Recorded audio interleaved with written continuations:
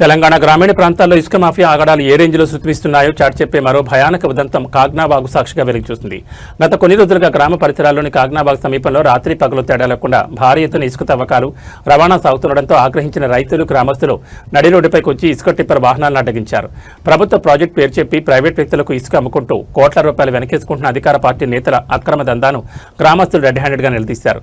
కాగ్నాబాగు పరివాహక ప్రాంత గ్రామాల పరిధిలో ఇసుక అక్రమ రవాణాపై మైనింగ్ రెవెన్యూ అధికారుల ఘోర నిర్లక్ష్యాన్ని నిరసిస్తూ రైతులు నడి రోడ్డుపై బైఠాయించారు.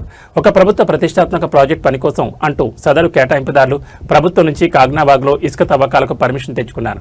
అయితే ఆ ప్రాజెక్టును పక్కన పెట్టి కళ్లు గప్పేలా భారీ జేసీబీలతో ఇసుకను తవ్వి ప్రైవేట్ వ్యక్తులకు రియల్ ఎస్టేట్ వెంచర్లకు అమ్మి సొమ్ము చేసుకుంటున్నారని గ్రామస్తులు పక్కా ఆధారాలతో ఆరోపిస్తున్నారు. ఈ అక్రమ రవాణా తంతు వెనుక అధికార పార్టీకి చెందిన కొందరు ముఖ్య నేతల హస్తం ఉందని స్థానికులు బల్లగుద్ది చెబుతున్నారు. లీడర్ల ఒత్తిడి వల్లే ఇటు మైనింగ్ అధికారులు కానీ అటు స్థానిక పోలీసులు కానీ రాత్రి వేళల్లో వందలాది టిప్పర్లు ఊరు దాటిపోతున్నా కనీసం పట్టించుకోవడం లేదని మండిపడుతున్నారు. కాగ్నాబాగులో ఇసుక పొరలను ఇష్టారాజ్యంగా తోడేయడం వల్ల చుట్టుపక్కల వ్యవసాయ బావులు బోరుబావుల్లో భూగర్భ జలాలు పూర్తిగా అరిగంటిపోయాయని రైతులు ఆవేదన వ్యక్తం చేస్తున్నారు. మా గ్రామంలో నుంచి ఒక్క ఇసుక టిప్పర్ను కూడా కదలివ్వం, ప్రాణాలు పోయినా సరే ఇసుకను తరలించొద్దంటూ జనం నడి రోడ్డుపై భీష్మించి కూర్చున్నారు.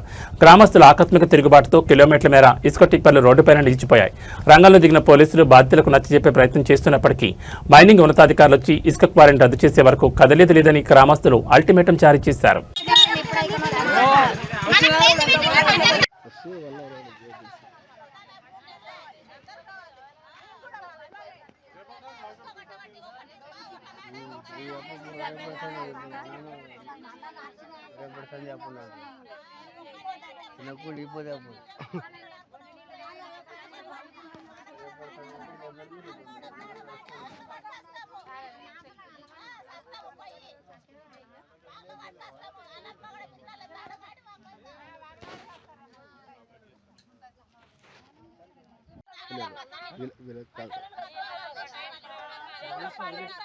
విలేకరికి